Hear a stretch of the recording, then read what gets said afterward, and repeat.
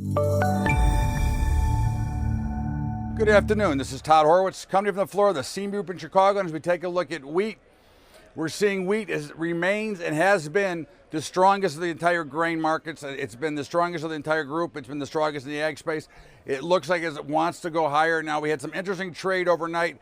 Markets were extremely strong overnight, only to sell off during the day, pretty much across the board. But wheat has had the last two Fridays back-to-back has had what we would call blow-off patterns to the upside. And it looks awfully good, like it wants to go higher. So the overnight rally of 10 cents looked to be an opportunity to sell, but of course we're actually looking for a spot to be buyers. When we look at the overall information, everything that's around, wheat looks like it has a chance to take out the highs. In fact, we look for wheat to have a 6 in front of it before the year is out.